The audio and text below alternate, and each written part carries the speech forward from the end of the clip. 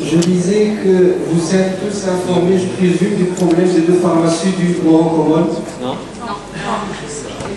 Bon, l'intérêt suscité par le syndicat quant à ce problème, c'est le risque que peut produire ce problème sur le reste des pharmaciens, parce que c'est vraisemblablement un cas de concurrence déloyale. Je m'explique. Morocco n'est pas une entité indépendante ou exceptionnelle. Morocco est un complexe commercial, un centre commercial, où le règlement intérieur concerne les exploitants, commerces, banques et le reste des occupants, mais il y a aussi les pharmacies.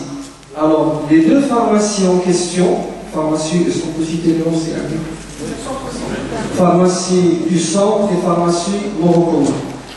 Ces deux pharmacies, le problème qui est posé, c'est qu'elles ouvrent au-delà des heures prévues en vertu de l'arrêté préfectoral 31/12. Les horaires d'ouverture n'ayant pas été respectés, cela a été constaté par PV d'huissier et bien entendu à travers une lettre adressée par l'huissier également, les informant du fait que l'ouverture au-delà des heures légales d'abord est un caractère revêtu d'illégalité, et en plus cela porte préjudice au reste des pharmaciens.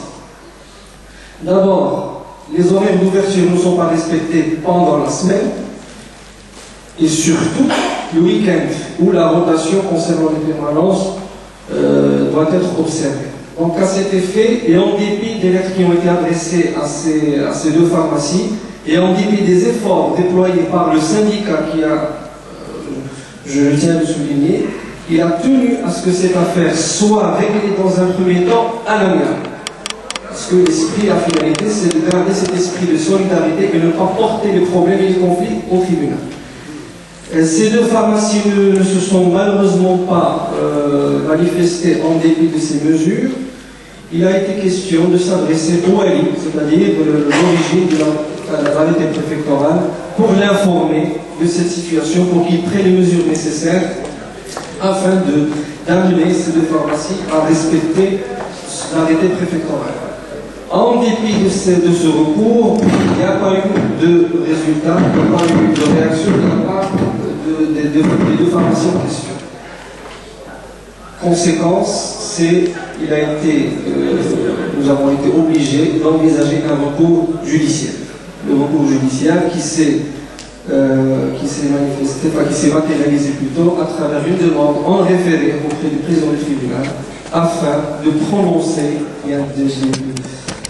d'ordonner aux deux pharmacies en question de se conformer à l'arrêté préfectoral en question.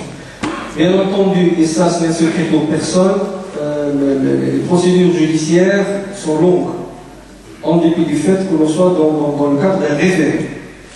Pourquoi? Parce que les tentatives amiables, c'est-à-dire on y a tenu, on y a cru. On y a cru même lorsqu'on a saisi le Wali par rapport à cette situation, et rien n'a été fait. Et je tiens à souligner que nous avons été retardés en raison d'autres problèmes qui ont malheureusement exigé une grande attention, les problèmes des élections, et puis il y a eu des actions judiciaires qui ont été menées à l'encontre du syndicat, et ça nous a mobilisés pendant 2 mois. Nous avons eu ce petit décalage de 2 mois qui nous a retardé dans la procédure. Alors actuellement, une procédure judiciaire est en cours afin d'ordonner le respect des horaires d'ouverture et de fermeture concernant les deux pharmacies en question. Et bien entendu, nous sommes en concertation avec le syndicat pour voir quel a été l'impact de l'ouverture hors heure légale, et puis envisager éventuellement des dommages-intérêts au profit des pharmacies lésées. Donc voilà ce qui concerne globalement les deux affaires des deux pharmacies de Morocco. Ce qui est une question.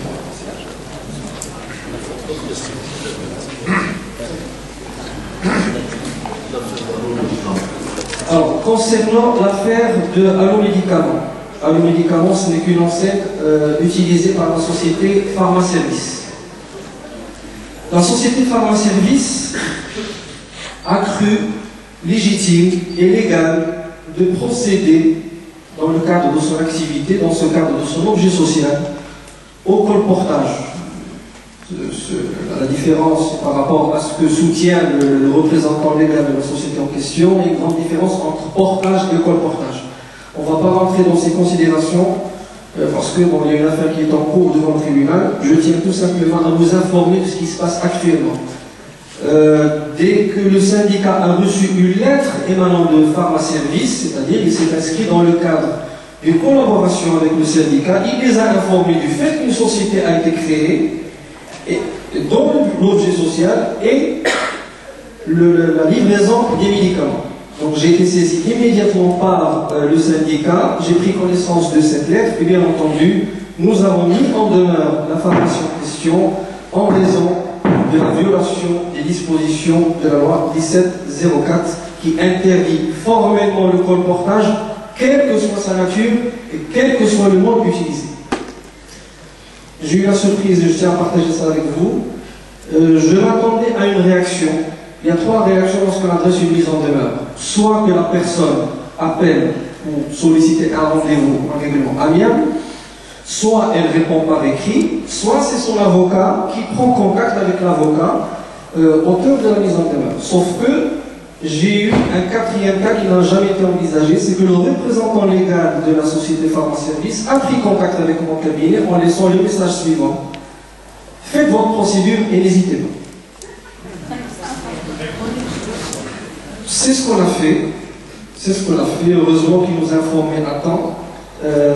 Nous avons engagé une procédure au tribunal en référé afin de stopper et d'arrêter l'activité de cette société.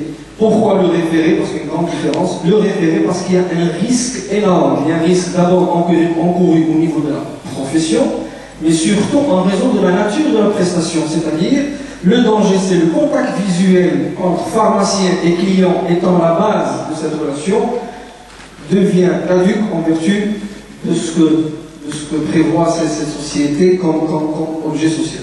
Donc l'affaire est actuellement en cours. Elle devrait passer en audience le 3 octobre, Inch'Allah, donc dans 2 semaines, et nous suivons. Entre-temps, nous avons été informés du fait que le représentant légal de la société a été incarcéré dans le cadre d'un flagrant délit. Les éléments de la police judiciaire se sont présentés, ils ont arrêté le livreur et puis le représentant légal qui est actuellement en cours d'instruction et juge d'instruction. C'est très important de dire le juge d'instruction parce que la justice prévoit qu'il s'agit d'un crime, c'est-à-dire on est dans un palier plus grave par rapport au délit. Donc il est en instruction, rien n'est encore fait, il est toujours en incarcération et bien sûr nous privilégions la médiation parce qu'il ne s'agit pas ici d'adopter un comportement agressif vis-à-vis de représentants. L'intérêt du syndicat, c'est de préserver les intérêts de la profession, que la personne soit incarcérée ou pas, ça c'est l'affaire du ministère public. Donc on entend éventuellement se constituer partie civile et réclamer des dommages et intérêts s'il est révélé que cela a porté préjudice à